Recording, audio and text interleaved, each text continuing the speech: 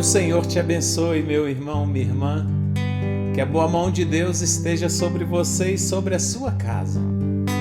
O Evangelho de João, no capítulo 15, no versículo 13, diz assim: ninguém tem maior amor do que este, de dar alguém a própria vida em favor dos seus amigos. Jesus quer ser seu amigo. Em Jesus, amigo, temos mais chegado que o irmão. Ele manda que levemos tudo a Deus em oração. Oh, que paz perdemos sempre! Oh, que dor no coração! Só porque nós não levamos tudo a Deus em oração. Temos lidas e pesares, e na vida a tentação. Não ficamos sem conforto, indo a Cristo em oração. Haverá um outro amigo de tão grande compaixão. Os contritos Jesus Cristo sempre atende em oração. E se nós desfalecemos, Cristo estende-nos a mão, pois é sempre a nossa força e refúgio em oração. Se este mundo nos despreza, Cristo é nosso em oração. Em seus braços nos acolhe e nos dá consolação. Ninguém tem maior amor do que este, de dar a alguém a própria vida em favor dos seus amigos. Louvado seja Deus! Jesus quer ser seu amigo.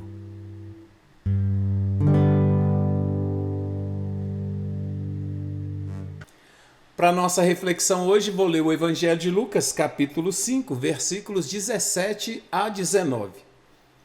Ora, aconteceu que num daqueles dias estava ele ensinando e achavam-se ali assentados fariseus e mestres da lei vindo de todas as aldeias da Galileia, da Judeia e de Jerusalém. E o poder do Senhor estava com ele para curar. Vieram então uns homens trazendo em um leito um paralítico e procuravam introduzi-lo e pô-lo diante de Jesus. E não achando por onde introduzi-lo por causa da multidão, subindo no eirado, o desceram no leito por entre os ladrilhos para o meio, diante de Jesus. Vamos fazer uma oração? Peça a Deus que fale ao seu coração. Pai, aqui está a sua palavra. Nós te pedimos, Espírito Santo de Deus, que o Senhor ilumine o nosso entendimento, que nos faça compreender a sua palavra, nos faça compreender o amor, a graça e a bondade do Senhor. Te pedimos e agradecemos no nome de Jesus. Amém. Naquele tempo, Jesus já havia se tornado bastante conhecido, porque ele começou a percorrer a Galileia pregando, curando, expulsando demônios, e as pessoas vieram ver. Você viu aqui no texto que vieram pessoas até de Jerusalém, os religiosos, os fariseus, os doutores da lei, vieram dar uma espiada em Jesus para ver quem é esse cara, quem é esse profeta que está se levantando na Galileia. Certamente eles foram lá para fazer uma avaliação de Jesus. A casa de Jesus, que agora é em Cafarnaum, Jesus não mora mais em Nazaré. Claro, imagina a casa da mãe dele, um tumulto lá, então ele se muda para uma nova base, e essa base de Jesus agora é em Cafarnaum. O texto nos faz saber que a casa de Jesus está repleta de pessoas, tantas que é impossível entrar na casa de Jesus. Eu imagino pessoas na janela, nas portas, cercando tudo, e lá dentro da casa, os doutores e os mestres da lei espiando Jesus. Então chegaram à casa de Jesus 4 amigos, trazendo com eles, numa maca, num leito, um paralítico. Imagine a cena, as multidões cercando a casa e 4 pessoas conduzindo uma maca, pedindo licença, dá licença, empurrando, querendo passar, mas a multidão permanecia impassível. Ninguém se comoveu com a situação daquele paralítico. O impressionante é que, apesar de Jesus já ter se mostrado como um taumaturgo, ou seja, uma pessoa que realiza milagres, as pessoas não abriram caminho para que aquele doente, aquele enfermo, acamado, conduzido por 4 amigos, chegasse até Jesus. É impressionante, a cena não comove as pessoas e elas permanecem ali. Ninguém cede espaço para o doente. É possível que alguém, diante de uma barreira, de um impedimento desse, dissesse assim: hoje não tem jeito não, vamos ver se nós voltamos amanhã ou mais tarde, e fosse embora. Não tem jeito de entrar. Também podia dar cotovelada, brigar, xingar, mas esses 4 amigos não fizeram nada disso. Não desistiram, não foram embora, também não brigaram.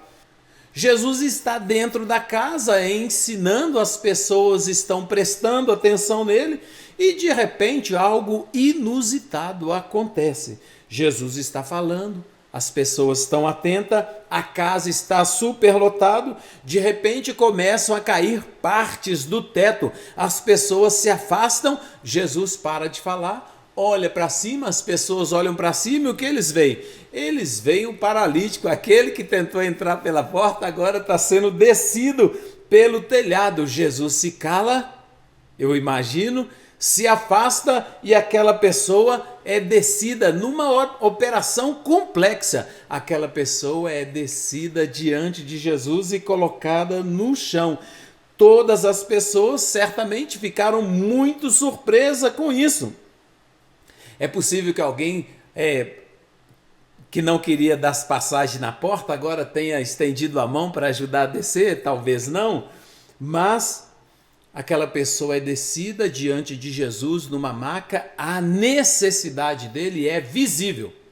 Ele é paralítico. Ao olhar para aquele homem, Jesus viu algo que ninguém havia visto. Jesus viu um coração doente.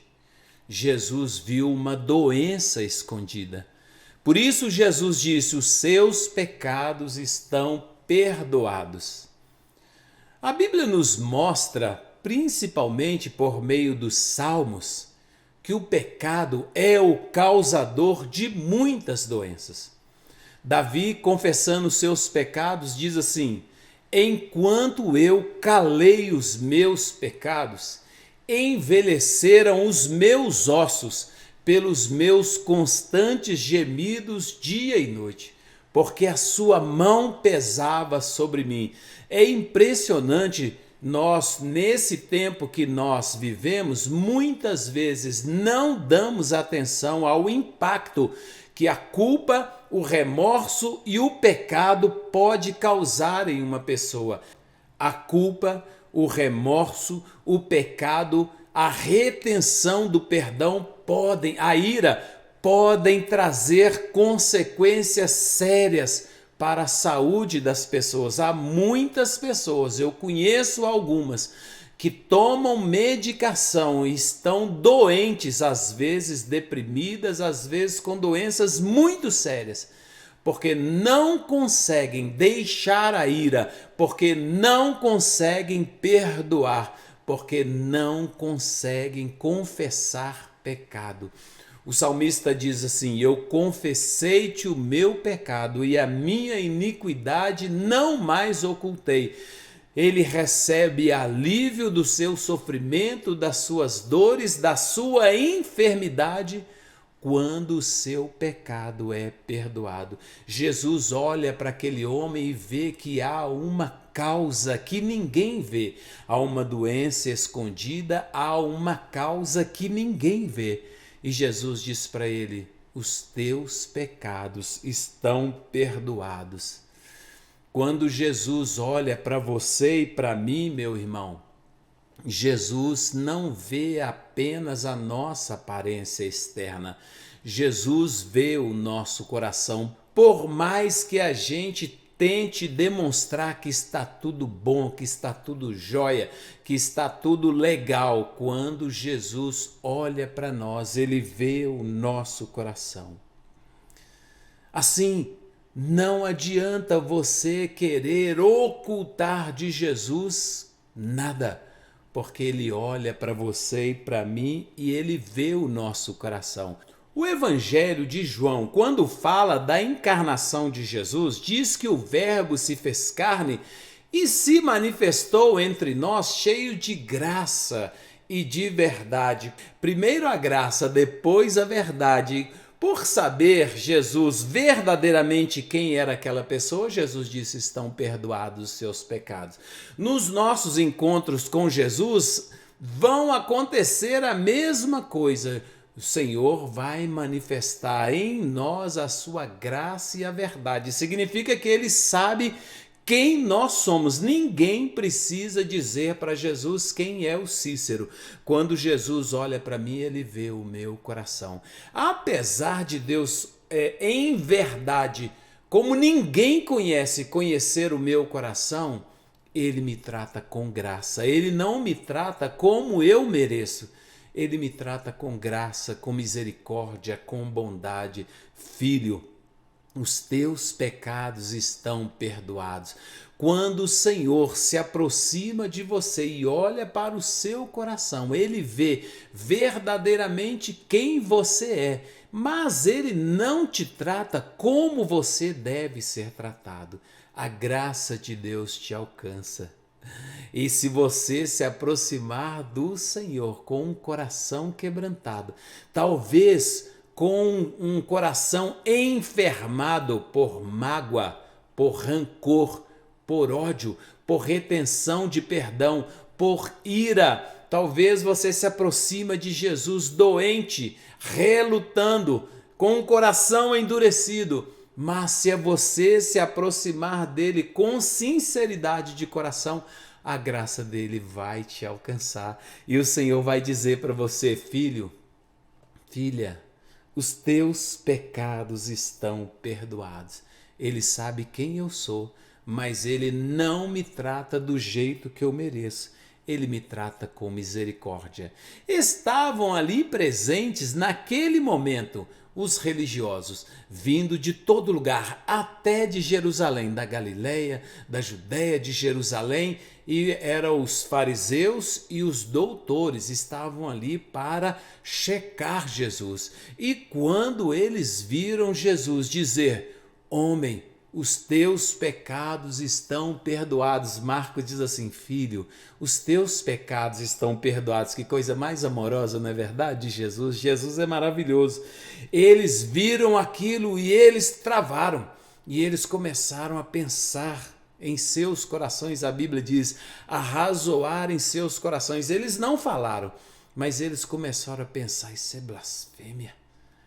Isso é blasfêmia. Quem pode perdoar pecado senão um, que é Deus? E Jesus, conhecendo o coração deles, aquele que sonda os corações, nos conhece verdadeiramente quem nós somos, olhou para os fariseus e também viu o coração deles. Olha que coisa maravilhosa.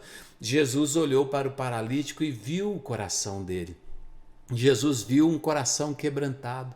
Jesus viu um coração que buscava a cura em Cristo. Jesus olhou para os religiosos, para os fariseus e os doutores da lei e viu um coração duro, um coração soberbo, um coração sem compaixão.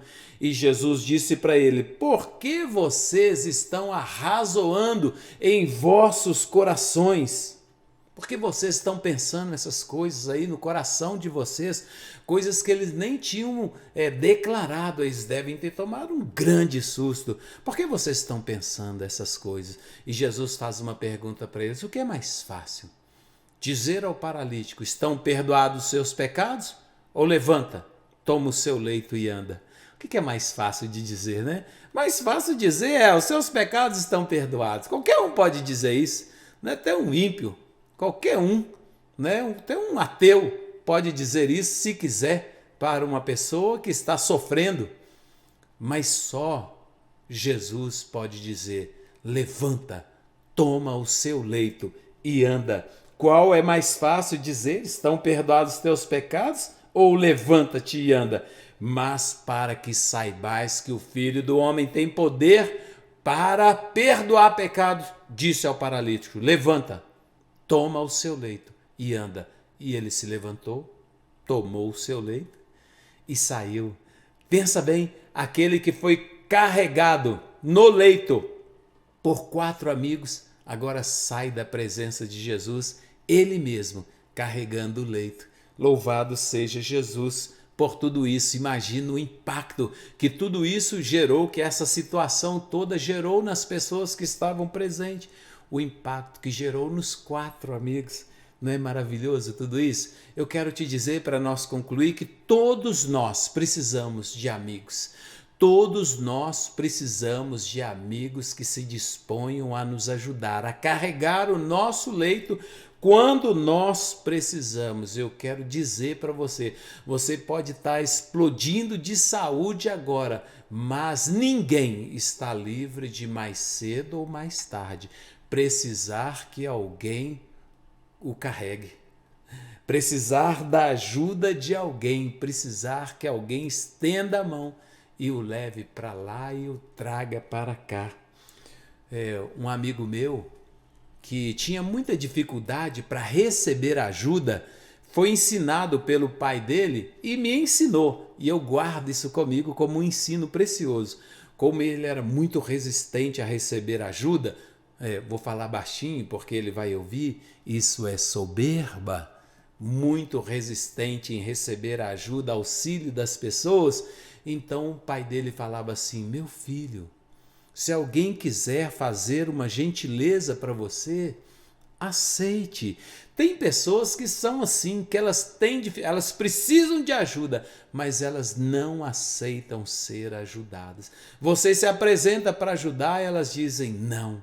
Eu tenho certeza que o paralítico saiu dali regozijando, mas essa alegria dele foi compartilhada pelos amigos. Uma pergunta que eu quero te fazer: você tem amigos que se dispõem a te levar? Onde os seus amigos têm te levado? Tem amigos que podem ser como esses 4 amigos que se dispõem a nos levar até Cristo e até nos carregar até Cristo. Mas tem amigos que se dispõem a nos levar por caminhos errados.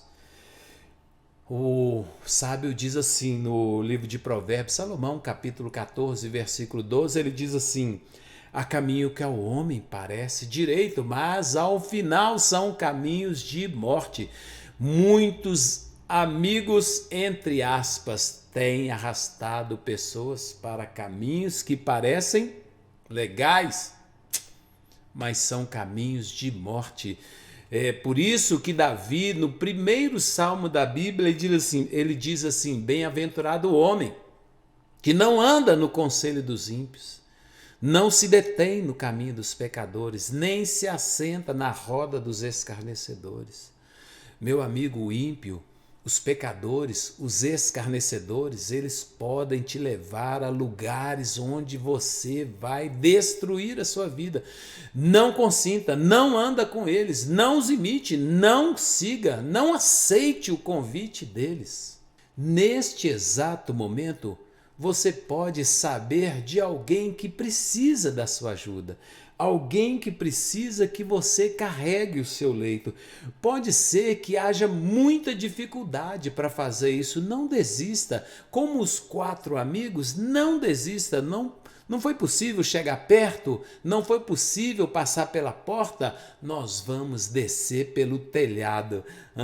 Meu Deus, que disposição em servir, em ajudar. Se você se dispor a servir alguém, não desista diante das primeiras dificuldades, diante da insensibilidade de alguém, da falta de compaixão. Deixa eu passar, dá licença, a porta fechada, as pessoas nem se mexem diante da insensibilidade, da falta de compaixão. Não desista.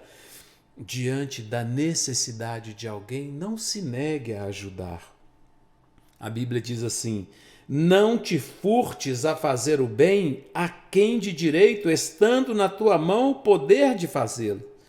Não diga ao teu próximo: vai e volta amanhã, então tu darei, se o tens agora contigo. Tiago, escrevendo sua carta, disse: aquele que sabe que deve fazer o bem e não faz, nisso está pecando.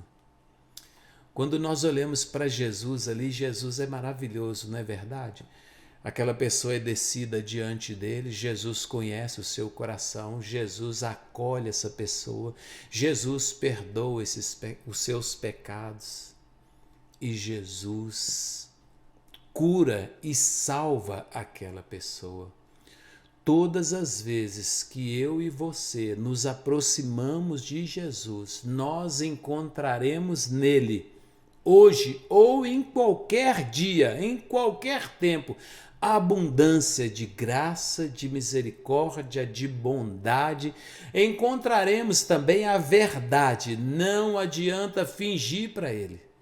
Não adianta tentar esconder para ele a nossa ira, a nossa raiva, a falta de perdão, compaixão, seja o que for. O Senhor vai olhar para você e ver o seu coração. O salmista Davi diz que antes que a palavra saia na nossa boca, o Senhor já conhece, porque Ele conhece o coração.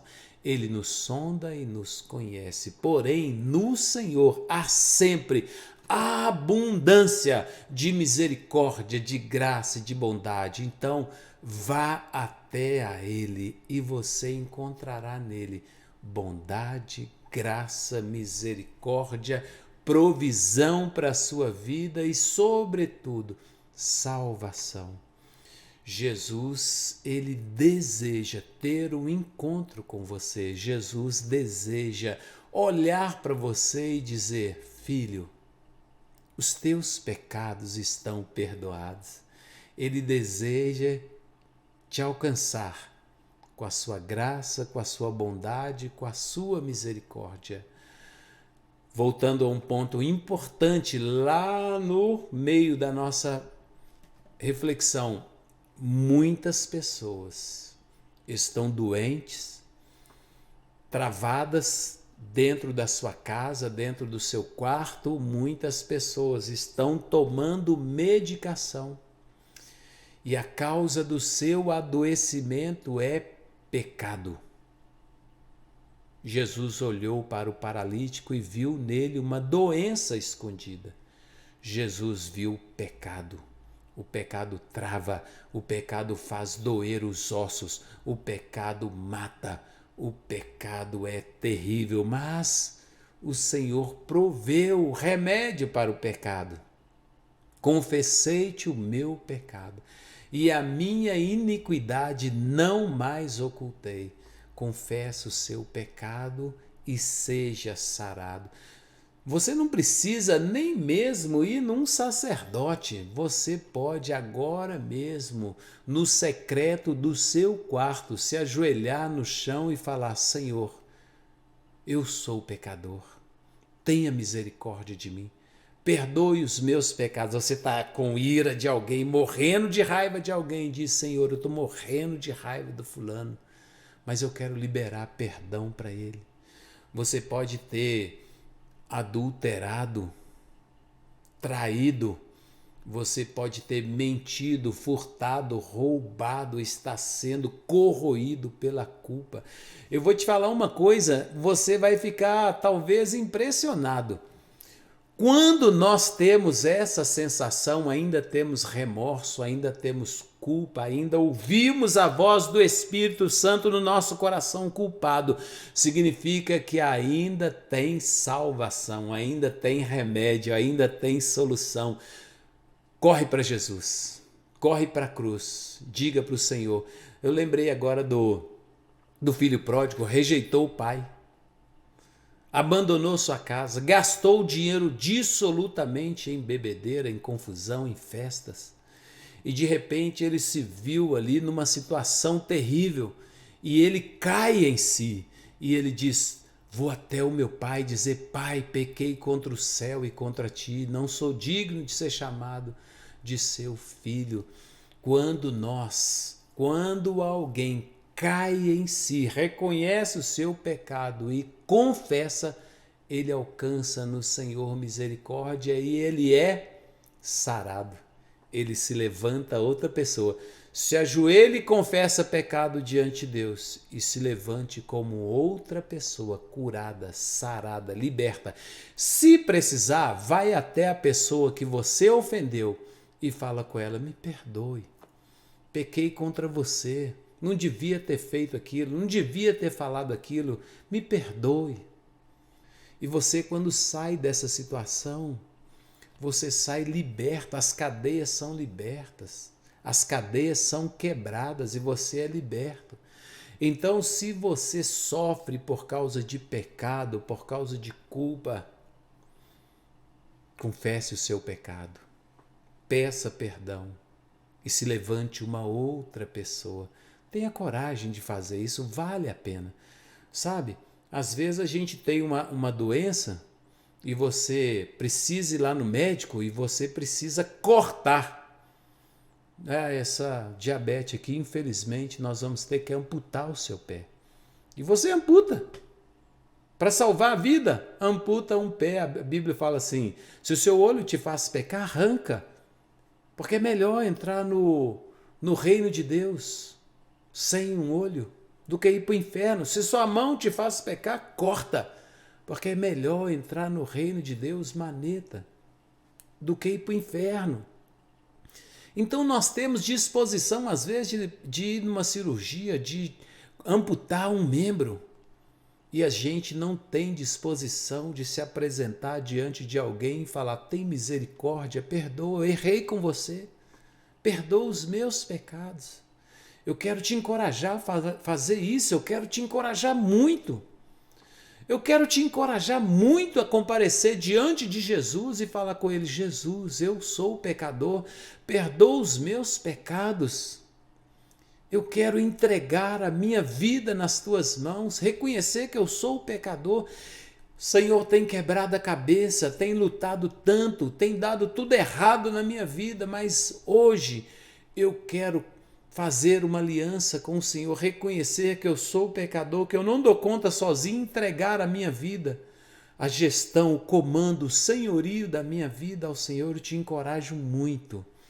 Se apresentar diante de Jesus, confessar os seus pecados, entregar o comando, chamar Jesus de Senhor e viver debaixo do comando dele. E o Senhor Jesus vai olhar para você e a graça dele vai te alcançar.